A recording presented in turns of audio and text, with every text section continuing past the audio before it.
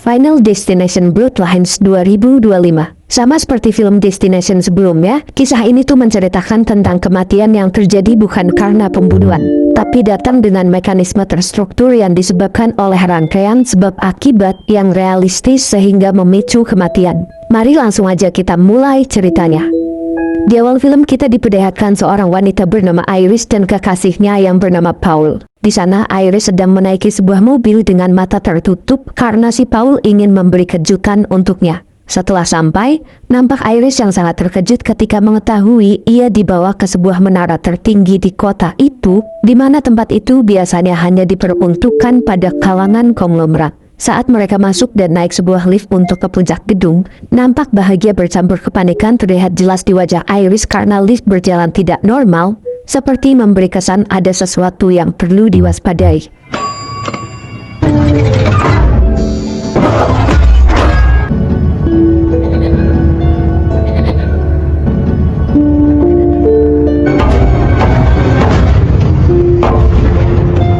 Setelah mereka sampai atas, Paul langsung mengajak Iris untuk ke puncak gedung dan berniat akan melamarnya. Tapi baru aja mereka di sana, terlihat beberapa kejadian aneh di sekelilingnya. Mulai dari wanita yang mendapati topinya jatuh, dan anak kecil yang iseng-iseng melempar koin dari atas gedung.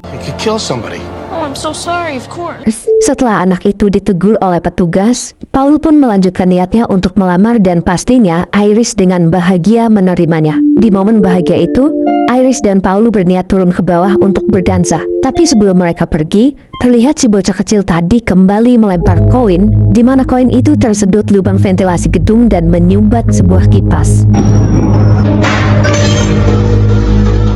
Saat Iris dan Paul masuk ke ruang dansa yang dimana lantainya terbuat dari kaca, tiba-tiba kaca itu mulai retak perlahan, bukan karena koin, tapi dikarenakan sebuah material lampu dengan bahan keras dan tajam jatuh ke lantai kaca. Tak ada satupun yang menyadari lantai mulai retak dan koin yang tadi nyempil di kipas terlempar lalu mengenai sebuah tabung berisi cairan gas hingga bocor, dan seketika salah satu lantai di sana jebol.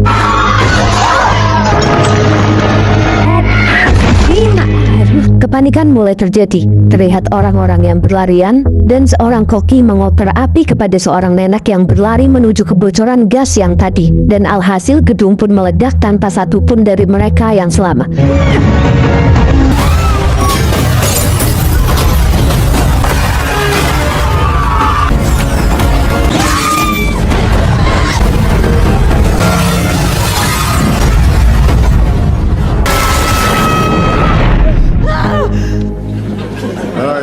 For today, ternyata semua kejadian tadi hanyalah sebuah mimpi dari seorang wanita yang bernama Stephanie.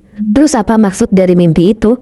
Diketahui sudah berkali-kali Stephanie mengalami mimpi dan mimpi itu sangat mengganggu pola tidur juga kesehariannya. Terus yang bikin heran kenapa wanita di mimpinya itu bernama Iris. Soalnya Iris itu adalah neneknya yang gak pernah dia lihat dari kecil. Akhirnya, Iris yang sekarang tinggal di kos-kosan karena kuliah, memutuskan untuk pulang dengan tujuan mencari petunjuk pada keluarganya. Sesampainya dia di rumah, dia bertanya kepada ayahnya siapa sebenarnya neneknya. Di situ ayahnya tak memberikan jawaban apapun sehingga Stephanie mengajak adiknya yang bernama Charlie untuk pergi ke rumah pamannya di mana itu adalah kakak dari ayahnya. Sesampainya di sana, kita diperkenalkan dengan beberapa anak dari paman Stephanie. Anak pertama bernama Eric, anak kedua adalah wanita bernama Julia, dan anak ketiga adalah Billy. Tak lama kemudian Fanny langsung menemui pamannya dan tanpa basa-basi langsung menanyakan di mana keberadaan neneknya. Tapi di sini nampak pamannya seperti tak mau membahas soal nenek. Akhirnya Fanny pun menceritakan bahwa ia sering bermimpi tentang nenek dan juga gedung yang bernama Skyrive. Mendengar kata Skyrive, pamannya pun sempat terkejut. Akhirnya si paman memberikan alamatnya, tapi di sana dia berpesan ke Stephanie bahwa tak ada gunanya menemui nenek karena sudah sejak lama nenek mengalami gangguan jiwa dan hidup sendirian di sebuah rumah terpencil. Tanpa menimang perkataan pamannya, Iris pun langsung meluncur ke rumah neneknya demi mendapat petunjuk tentang apa arti dari mimpi yang selalu menghantuinya.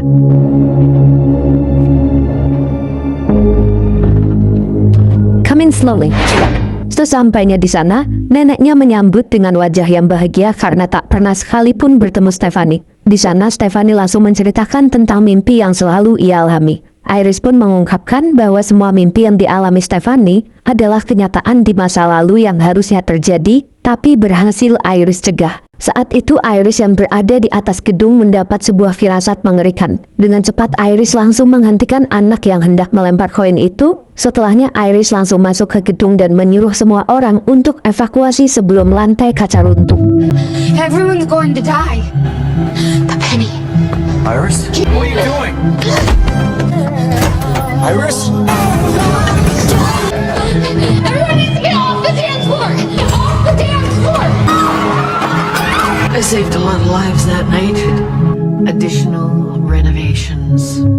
Berkat indera penglihatan Iris, semua orang di gedung berhasil terselamatkan. Tapi perbuatan Iris menyelamatkan semua orang tak disukai oleh makhluk gaib yang kita sebut saja maut. Akhirnya walaupun Iris berhasil menyelamatkan semuanya, tetap saja maut mulai menghabisi semuanya satu persatu secara berurutan. Nah, karena itulah juga Iris menetap di rumah itu agar maut tak bisa mendekatinya. Mendengar itu, Stephanie langsung berpikir bahwa perkataan pamannya yang menyebut Iris tidak waras ternyata benar. Tapi walaupun dianggap gila oleh Fanny, Iris tetap berusaha menunjukkan kebenaran yang telah terjadi. Iris juga menunjukkan sebuah buku tebal yang berisi catatan dari hasil analisa bagaimana sebuah hal kecil akan dijadikan kesempatan oleh maut untuk menghabisi target-targetnya. Tapi makin lama ngobrol, nampak Stephanie yang makin yakin kalau Iris sudah gila. Akhirnya Stephanie pun memutuskan untuk pergi dari rumah Iris. Sebelum pergi, Iris memohon agar Stephanie mau membawa buku itu untuk dipelajari. Tapi Fanny yang gak percaya tetap aja pergi sehingga membuat Iris nekat keluar untuk memberikan buku itu. At least take the book, Stephanie! Sebenarnya Iris tahu jika ia keluar dari rumah pasti akan terjadi sesuatu pada dirinya. Tapi demi keselamatan keluarganya, Iris pun nekat keluar rumah dan memberi buku itu kepada Stephanie. Stop! This book is a lifeline.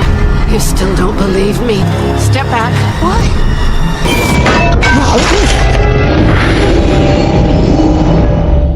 Akhirnya dengan apa yang barusan terlihat, kini Stephanie percaya apa yang dikatakan Iris adalah kebenaran. Singkatnya, pemakaman Iris pun dilakukan.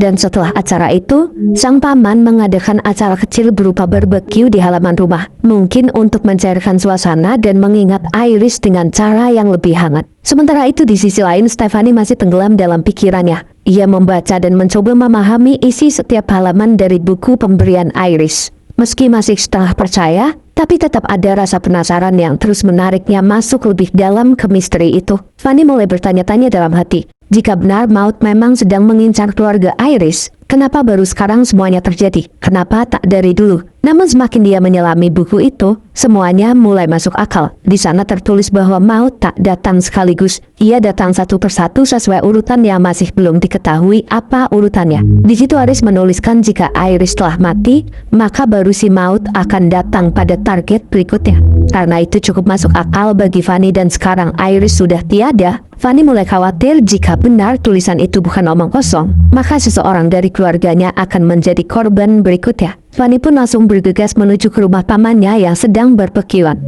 Sementara itu di rumah pamannya, acara baru dimulai. Terlihat Billy yang menaruh batu es seember ke box meja, Eric yang menaruh botol minum di atas batu bata. Lalu tak sengaja Billy menjatuhkan gelas dan tak sadar saat membersihkan pecahan itu, terlihat ada satu beling yang tercampur dengan es batu, dan akhirnya tak lama kemudian gelas-gelas terisi dengan es batu di mana salah satu dari gelas itu terdapat satu pecahan beling. Are you alright? Oh my god, there's a bug in there. Aktivitas barbecue pun berjalan menyenangkan, tapi di balik itu situasi mencekam mulai terjadi tanpa disadari. Terlihat Billy yang main trampolin lompat-lompat tanpa sadar ada garpu rumput di bawahnya. Lalu gelas isi beling yang ternyata dipegang oleh ayahnya Stephanie, dan beruntungnya saat akan meminum, ia dipanggil oleh Billy.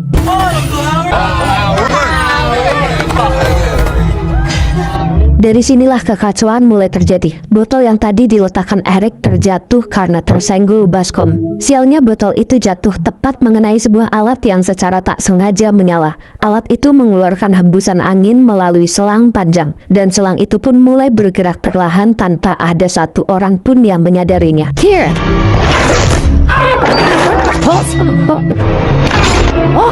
Oh, it's okay. pemakaman untuk paman Stephanie pun dilakukan. Setelah pemakaman, Fanny kembali mempelajari pola-pola dari buku yang Iris berikan. Di sana dia mulai menemukan bahwa maut akan datang secara berurutan dengan urutan umur, mulai dari yang tua sampai yang muda. Fanny pun langsung menerangkan pola yang ia temukan itu pada semua keluarganya. Tapi ternyata tak satu pun dari mereka yang percaya, dan Fanny malah dianggap sudah gila seperti Iris. Menurut pola yang dipelajari, Fanny pun menjelaskan bahwa Eric adalah target berikutnya. Tapi Eric dan semua keluarganya tak ada yang percaya, lalu acara kumpul itu pun bubar karena menganggap Fanny sudah gila. Because death took so long to make its way through the survivors. Don't you see this? First, meaning Eric, you're next. Go fuck yourself. Singkatnya, kini kita dibawa ke sebuah tempat di mana Eric bekerja. Saat Eric sedang duduk dan membuat tato bertuliskan ayahnya untuk kenang-kenangan, dia berdiri dan mendorong kursi ke belakang sehingga membuat salah satu pajangan terjatuh dan menciptakan pola.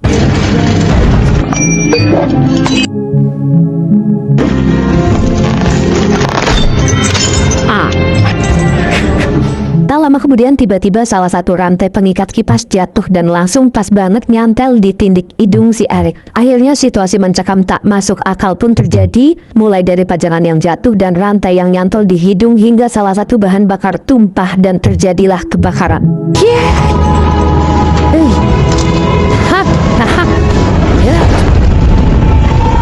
Singkatnya, di keesokan harinya, Fanny yang mendengar kabar kebakaran itu pun langsung mendatangi Eric. Tapi anehnya Eric masih selamat. Apakah teorinya salah atau memang akan ada kejadian berikutnya?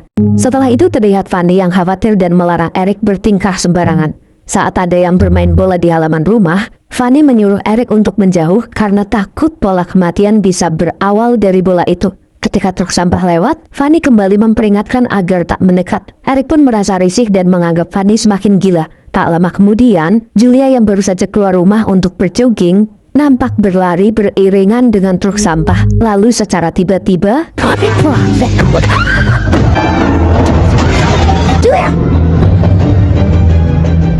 Julia pun masuk ke tong sampah dan dimasukkan ke box sampah di mana box itu merupakan box sampah penyak. Eric, Julia, dan Charlie pun langsung mengejar truk itu untuk menyelamatkannya. Tapi sayangnya si supir malah pakai headset sehingga dia tak mendengarnya.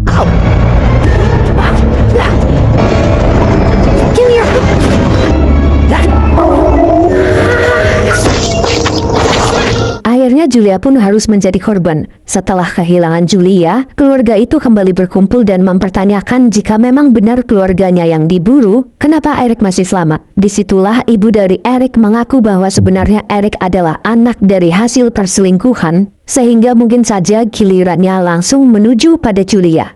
Mendengar itu semua, keluarga itu pun mempercayai teori yang tertulis di buku Iris, dan nampak Billy yang ketakutan karena sekarang berarti itu adalah gilirannya. Semua dari mereka langsung mencoba mencari cara bagaimana agar menghentikan malapetaka ini. Mereka pun kembali membuka buku dan mempelajari bersama. Di bukunya, Iris menuliskan bahwa sebenarnya ada satu nama dengan inisial JP yang berhasil selamat dari buruan maut. Mungkin akan ada petunjuk jika Fanny menemui JP dan menanyakan bagaimana dirinya bisa selamat dari semua kejadian. Gak pakai lama, Fanny beserta keluarganya pun langsung mencari informasi dari orang bernama JP ini dan langsung mendatanginya. William John Bloodworth. Nampak JP merupakan seorang dokter. Di sana dia menceritakan bahwa saat kejadian di gedung Skywave, JP berada di sana. Dia adalah salah satu anak kecil yang berhasil ditolong oleh Iris. Berkat kejadian itu, JP beranjak dewasa dan menjalani pertemanan dengan Iris, bahkan juga ikut meneorikan beberapa kejadian dan ternyata dia juga membantu membuatkan Iris rumah sebagai benteng keselamatannya. Di sana JP menjelaskan hanya ada dua cara untuk selamat. Cara pertama, mereka harus merekayasa kematian atau dengan kata lain, harus mati suri. Tapi bagaimana mati suri bisa direncanakan? Atau cara kedua, mereka harus menghilangkan nyawa orang lain agar maut menghentikan kutukan itu. Karena setelah ini adalah giliran Billy, JP menyarankan untuk membuat Billy mati suri dengan meminum racun dan siapkan penawarnya.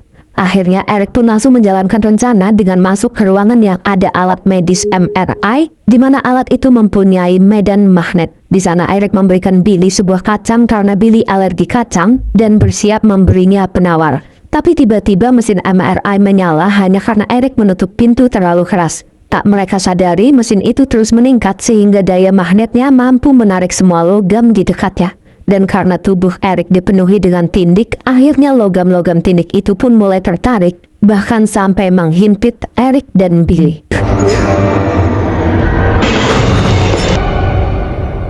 Singkatnya, karena keluarga tertua sudah habis, kini giliran keluarga Fanny mendapat giliran. Tapi tidak dengan ayahnya Fanny ya, karena ayahnya Fanny itu di luar dari keluarga. Walaupun dia suami, tapi dia bukan keturunan murni. Di sana ibunya Fanny berinisiatif demi menjaga keselamatan anak-anaknya. Dia ingin bersembunyi di rumah Iris dulu agar maut tak bisa ke sana. Dengan begitu, Fanny dan adiknya bisa tetap hidup sewajarnya. Tapi saat mereka akan menuju rumah itu, Fanny tak menyadari koin yang ada di buku Iris terjatuh dan dipungut oleh seorang nenek-nenek. Singkatnya, mereka sampai ke rumah Iris, tapi Stephanie mempunyai firasat bahwa maut sudah mulai menjalankan aksinya untuk target berikutnya. Stephanie pun menerobos gerbang pintu masuk dan berhenti di sebelah kolam kubangan air. Setelah itu, Fanny membiarkan ibunya masuk ke dalam rumah itu, tapi karena terpicu oleh aliran listrik yang konslet, tiba-tiba rumah itu meledak, bahkan ibunya tertimpa tiang listrik.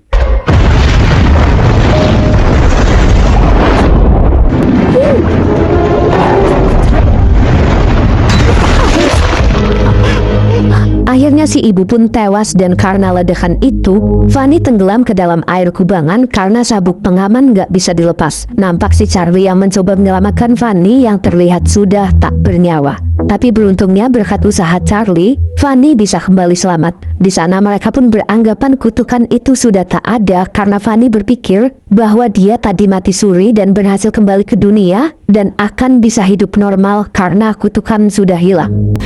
What happened? You died. She saved us. Let's go home.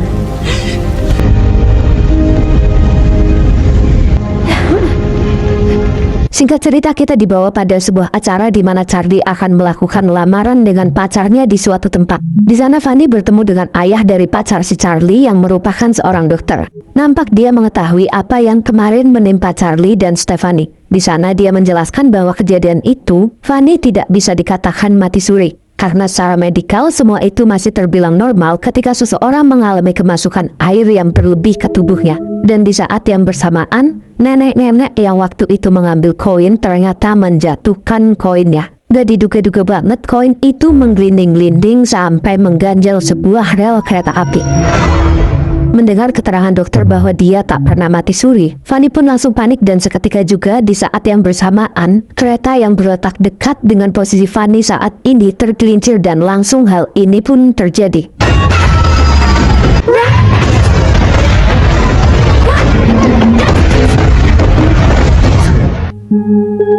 Akhirnya dengan ending yang jujur kurang masuk akal dan terkesan sedikit memaksa, tak seperti film Destination yang sebelum-sebelumnya, film pun selesai. Seperti biasa, like kalau kalian suka, dislike kalau enggak, subscribe kalau belum. Sampai jumpa di video yang lain. Sekian dari saya, pamit undur diri. Assalamualaikum warahmatullahi wabarakatuh.